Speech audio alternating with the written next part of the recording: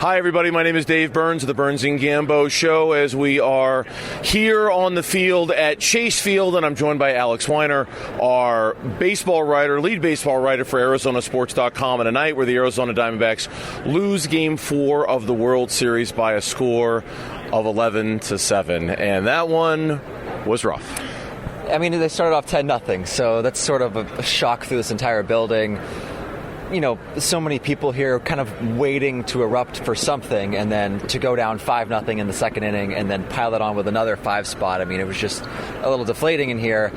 But they fought towards the end. I mean, to get this thing to 11-7 after falling behind 10-0, at least they kind of built some innings, forced them to use their closer, Jose Leclerc, in the 9th inning, and built up a little bit of momentum towards Game 5. It'll be Zach Gallen versus Nathan Eovaldi, so a huge, huge opportunity for Gallen to kind of get this ship righted. I'd like to start with the positives, but I don't feel like it, to be perfectly honest. It's hard to right now. So let's talk about a couple of the things that clearly went wrong, and obviously a lot has to when you're down 10-0. I want to start kind of with that second inning.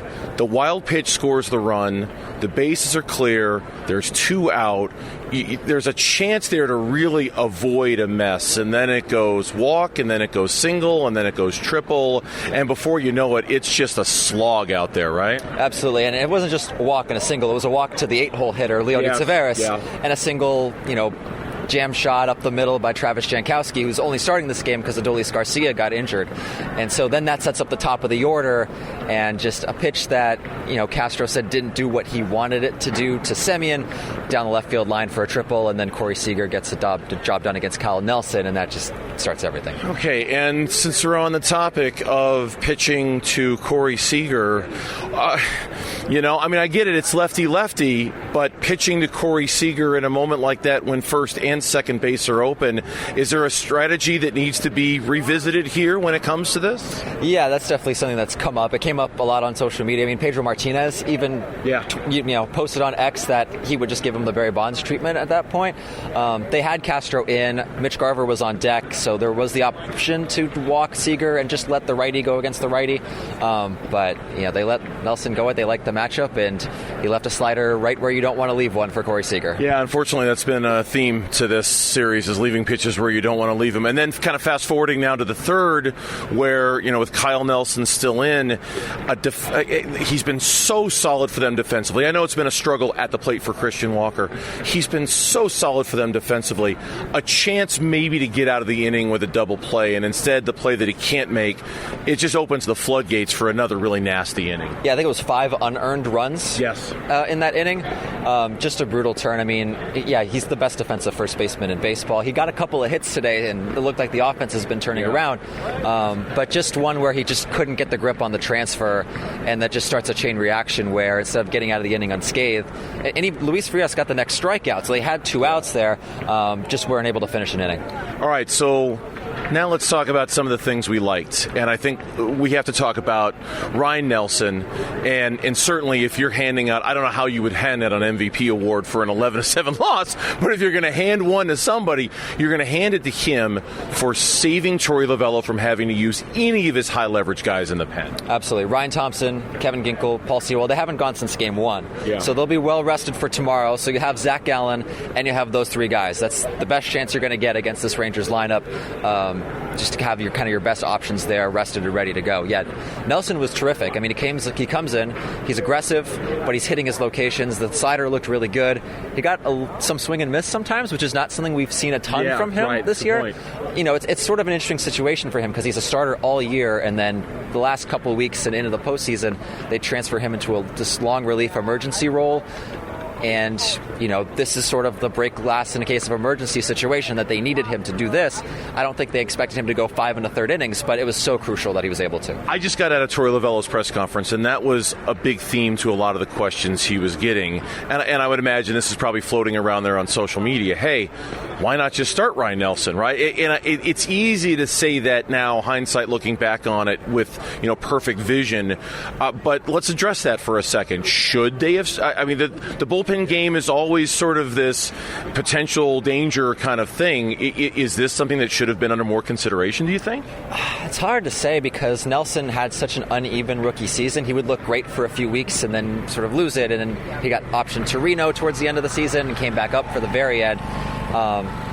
He said he felt pretty good in his Chicago starts down the stretch, but he had a clunker. He got moved to the bullpen. Did not pitch well in that Philly series in his one opportunity there. So it just hasn't been even enough for them to give him sort of the go-ahead there. But, man, the way that he pitched tonight, I wonder if he gained a little bit more trust if they need him again later in the series, if they can push it. And one thing that we're seeing, and the Diamondbacks were fortunate with the bullpen game that they had in Game 4 against the Philadelphia Phillies. Bullpen games are, by their very nature, dicey propositions. It's only as strong as the weakest link. And when the weak link breaks, you see the problem with the bullpen game is that you're throwing a bunch of low leverage guys or medium leverage guys in these situations, and if something breaks, it's just this chain reaction suddenly of everything breaking. It's why it's a difficult concept, especially in Game 4 of a World Series. It's kind of amazing, just like the fact that they had to do this, and they've won one of these games already this postseason. I mean, they have 3 starting pitchers who they trust to start playoff games, and they're in the World Series. I mean, it's kind of crazy to look at it like that. But, down the stretch, it's been sort of turbulent for the pitching staff outside of the top 2 all season. And so, the final month of the season, they had to turn to a few bullpen games, and they were mostly successful. But, yeah, you're right. If one person doesn't have it on, or if somebody, like, let's say the second inning, Joe Manaply, gets hit, or I think it was Josh Young hits a double off of him. Yeah. Manaply gets an out, and then they turn it over to Castro, and then a wild pitch ends up scoring the run. It's just like somebody can leave somebody on. The next person, it's not quite perfect, and there's a lot of things that can go wrong there. That said, they've had to live this way, and they've been mostly successful at it. And that's fair to point out, is that anybody who's a Diamondback fan knows they've had to have these games, and for the most part, they've been able to find a way to make it work. All right, let's talk about tomorrow, and let's talk about, or today, depending on when you're watching this. Let's talk about the offense and kind of the way the game ended. Momentum is a fickle thing in this sport. Is there a kind of a carryover that we can hope for when it comes to the offense? You'd like to think so. I mean, for them to kind of get hit like that and go down 10-0 and take a while to get going, I mean, it's a 4-run game at the end of the day, and that's, it takes a lot to stay locked in, stay engaged, and get them to, have to put their closer into a game that seemed like it was a foregone conclusion after the 3rd inning. So, yeah, I mean, some good at-bats. I mean, like I mentioned, Christian Walker's looking better and better at the plate. Right. Gabriel Moreno, last couple of at-bats were better. Geraldo Perdomo continues to just consistently get on base for them at the bottom of the order. Yeah. So there was definitely some positives to take out of that they can apply into Game 5. And they hit Eovaldi pretty well when they faced him the first time, too. So that's also something to look at. Zach Gallen, and not that, he's had plenty of spotlight moments this season, starting the All-Star game, starting Game 1 of the World Series. This is his moment. I don't know if they've ever needed him to be at his best more than they need it tomorrow night. What's your level of confidence in him, given that it's been a little bit of a struggle for him this postseason? Yeah, kind of I don't know if you want to say legacy game, but I guess in a way, legacy bit, game. Right? Yeah, absolutely. This is the highest leverage start of his career now because he hasn't started with, elimination on the line yet at this point. So, yeah, it's been a little bit of a struggle. Obviously, everyone's going to be locked into that first inning because that's where he's gotten bit a few times this postseason. Yes. He's given up 2 runs in the first inning 4 times already. So, as long as he can get off to a good start and kind of get into his rhythm, I think there's tons of optimism to be, tons of reasons to be optimistic for him.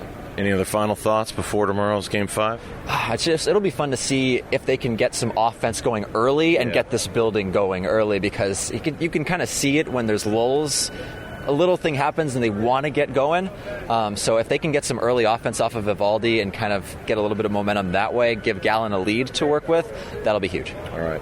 Alex Weiner from ArizonaSports.com. That's going to do it for us, I should say, here from Chase Field. Again, starting tomorrow on Arizona Sports, the local sports leader, at 6 a.m. with Bickley and Murata. We'll be on at straight up 2 o'clock with me and Gambo. And, of course, for all of the coverage, go to the Arizona Sports app or ArizonaSports.com. Arizona Diamondbacks lose tonight by a score of 11-7. Their season is on the line tomorrow in Game 5, down 3-1. We'll find out if they can extend this thing and send it back to Texas for Game 6. Thanks for watching.